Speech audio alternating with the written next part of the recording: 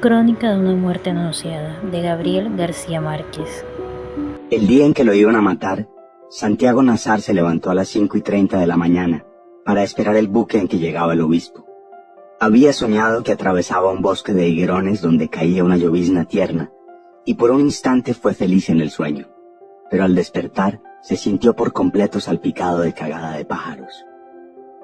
Siempre soñaba con árboles, me dijo Plácida Linero, su madre, evocando 27 años después los pormenores de aquel lunes ingrato.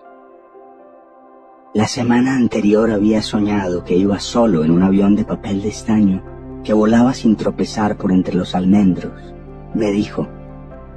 Tenía una reputación muy bien ganada de intérprete certera de los sueños ajenos, siempre que se los contaran en ayunas. Pero no había advertido ningún augurio aciago en esos dos sueños de su hijo, ni en los otros sueños con árboles que él le había contado en las mañanas que precedieron a su muerte. Tampoco Santiago Nazar reconoció el presagio. Había dormido poco y mal, sin quitarse la ropa, y despertó con dolor de cabeza y con un sedimento de estribo de cobre en el paladar, y los interpretó como estragos naturales de la parranda de bodas que se había prolongado hasta después de la medianoche. Más aún, las muchas personas que encontró desde que salió de su casa a las 6:05 hasta que fue destazado como un cerdo 1 hora después, lo recordaban un poco soñoliento, pero de buen humor, y a todos les comentó de un modo casual que era un día muy hermoso. Nadie estaba seguro de si se refería al estado del tiempo. Muchos coincidían en el recuerdo de que era una mañana radiante con una brisa de mar que llegaba a través de los platanales, como era de pensar que lo fuera en un buen febrero de aquella época. Pero la mayoría estaba de acuerdo en que era un tiempo fúnebre, con un cielo turbio y bajo y un denso olor de aguas dormidas, y que en el instante de la desgracia estaba cayendo una llovizna menuda, como la que había visto Santiago Nazar en el bosque del sueño. Yo estaba reponiéndome de la parranda de la boda en el regazo apostólico de María Alejandrina Cervantes, y apenas si desperté con el alboroto de las campanas tocando a rebato, porque pensé que las habían soltado en honor del obispo. Santiago Nazar se puso un pantalón y una camisa de lino blanco, ambas piezas sin almidón, iguales a las que se había puesto el día anterior para la boda. Era un atuendo de ocasión. De no haber sido por la llegada del obispo, se habría puesto el vestido de caqui y las botas de montar con que se iba los lunes al Divino Rostro, la hacienda de ganado que heredó de su padre y que él administraba con muy buen juicio aunque sin mucha fortuna. En el monte llevaba al cinto una 357 Magnum, cuyas balas blindadas, según él decía, podían partir un caballo por la cintura. En época de perdices llevaba también sus aperos de cetrería.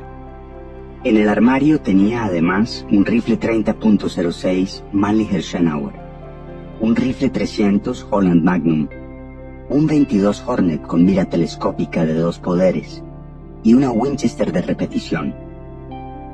Siempre dormía como durmió su padre, con el arma escondida dentro de la funda de la almohada. Pero antes de abandonar la casa aquel día, le sacó los proyectiles y la puso en la gaveta de la mesa de noche. Nunca la dejaba cargada, me dijo su madre. Yo lo sabía, y sabía además que guardaba las armas en un lugar y escondía la munición en otro lugar muy apartado, de modo que nadie se diera ni por casualidad a la tentación de cargarlas dentro de la casa. Era una costumbre sabia impuesta por su padre desde una mañana en que una sirvienta sacudió la almohada para quitarle la funda, y la pistola se disparó al chocar contra el suelo, y la bala desbarató el armario del cuarto, atravesó la pared de la sala, pasó con un estruendo de guerra por el comedor de la casa vecina y convirtió en polvo de yeso a un santo de tamaño natural en el altar mayor de la iglesia, al otro extremo de la plaza. Santiago Nazar, que entonces era muy niño, no olvidó nunca la lección de aquel percance. La última imagen que su madre tenía de él era la de su paso fugaz por el dormitorio. La había despertado cuando trataba de encontrar a tientas una aspirina en el botiquín del baño, y ella encendió la luz y lo vio aparecer en la puerta con el vaso de agua en la mano, como había de recordarlo para siempre.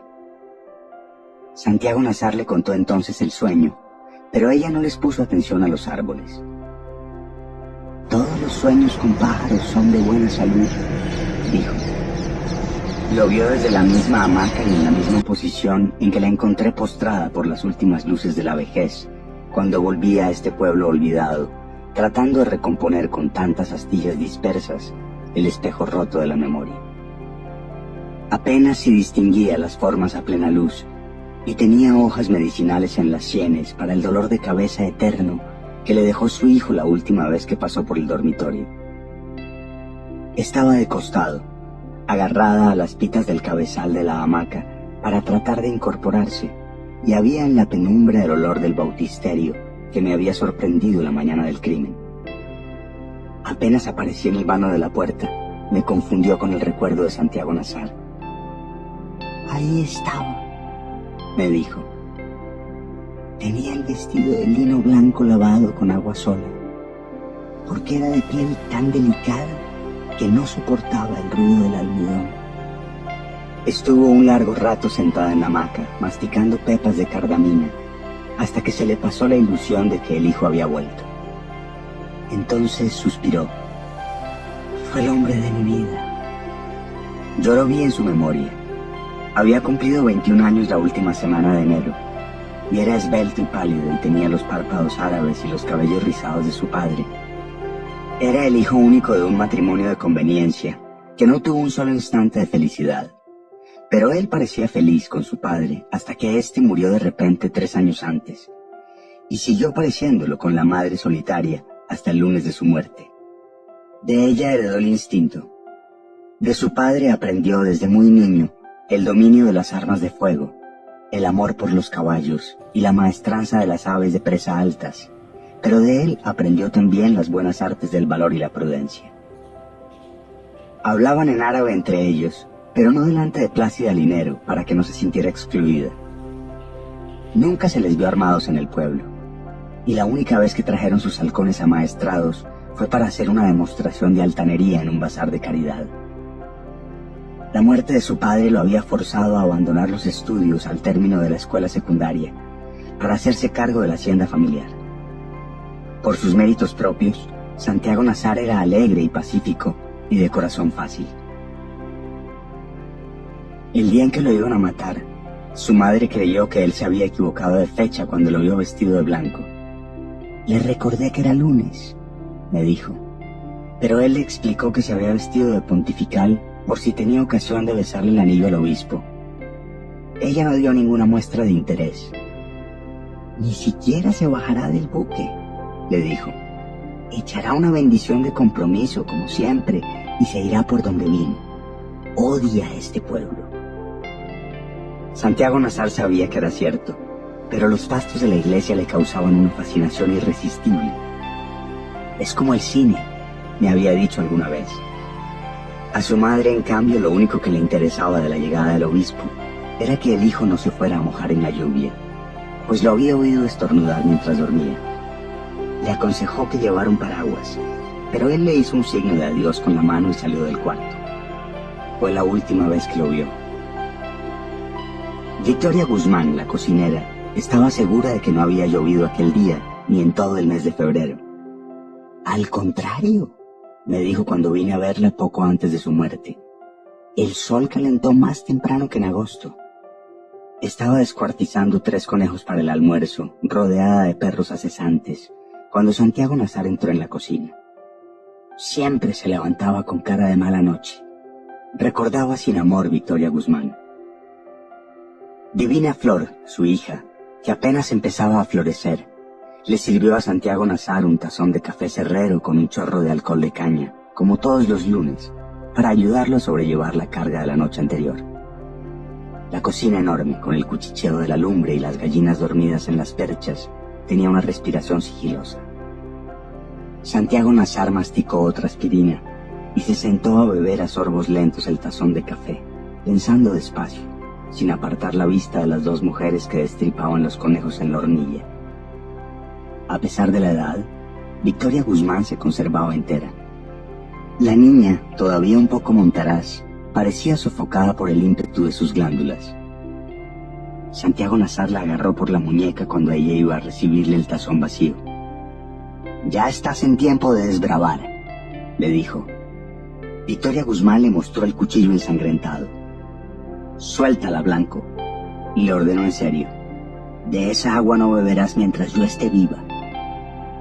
Había sido seducida por Ibrahim Nazar en la plenitud de la adolescencia. La había amado en secreto varios años en los establos de la hacienda y la llevó a servir en su casa cuando se le acabó el afecto.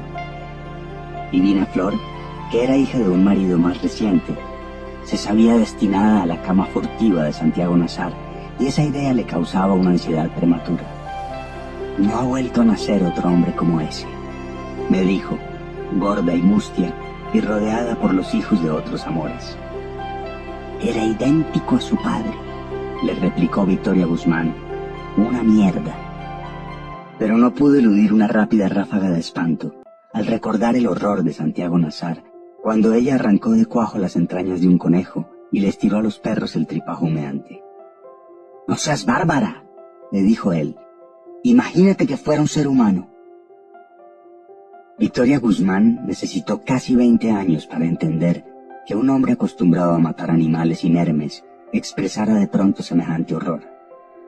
«Dios santo», exclamó asustada, «de modo que todo aquello fue una revelación». Sin embargo, tenía tantas rabias atrasadas la mañana del crimen que siguió cebando a los perros con las vísceras de los otros conejos, solo por amargarle el desayuno a Santiago Nazar. En esas estaban cuando el pueblo entero despertó con el bramido estremecedor del buque de vapor en que llegaba el obispo. La casa era un antiguo depósito de 2 pisos, con paredes de tablones vastos y un techo de zinc de 2 aguas, sobre el cual velaban los gallinazos por los desperdicios del puerto. Había sido construido en los tiempos en que el río era tan servicial que muchas barcazas de mar, e inclusive algunos barcos de altura, se aventuraban hasta aquí a través de las ciénagas del estuario. Cuando vino Ibrahim Nazar con los últimos árabes al término de las guerras civiles, ya no llegaban los barcos de mar debido a las mudanzas del río y el depósito estaba en desuso. Ibrahim Nazar lo compró a cualquier precio para poner una tienda de importación que nunca puso, y solo cuando se iba a casar lo convirtió en una casa para vivir. En la planta baja abrió un salón que servía para todo y construyó en el fondo una caballeriza para 4 animales, 2 cuartos de servicio y una cocina de hacienda con ventanas hacia el puerto, por donde entraba a toda hora la pestilencia de las aguas. Lo único que dejó intacto en el salón fue la escalera en espiral rescatada de algún naufragio. En la planta alta, donde antes estuvieron las oficinas de aduana, hizo 2 dormitorios amplios y 5 camarotes para los muchos hijos que pensaba tener, y construyó un balcón de madera sobre los almendros de la plaza, donde Plácida Linero se sentaba en las tardes de marzo a consolarse de su soledad. En la fachada conservó la puerta principal y le hizo 2 ventanas de cuerpo entero con bolillos torneados. Conservó también la puerta posterior, solo que un poco más alzada para pasar a caballo, y mantuvo en servicio una parte del antiguo muelle. Esa fue siempre la puerta de más uso, no solo porque era el acceso natural a las pesebreras y la cocina, sino porque daba a la calle del Puerto Nuevo sin pasar por la plaza. La puerta del frente, salvo en ocasiones festivas, permanecía cerrada y con tranca. Sin embargo, fue por allí, y no por la puerta posterior por donde esperaban a Santiago Nazar los hombres que lo iban a matar, y fue por allí por donde él salió a recibir al obispo, a pesar de que debía darle una vuelta completa a la casa para llegar al puerto. Nadie podía entender tantas coincidencias funestas. El juez instructor que vino de Riohacha debió sentirlas sin atreverse a admitirlas, pues su interés de darles una explicación racional era evidente en el sumario. La puerta de la plaza estaba citada varias veces con un nombre de folletín: la puerta fatal.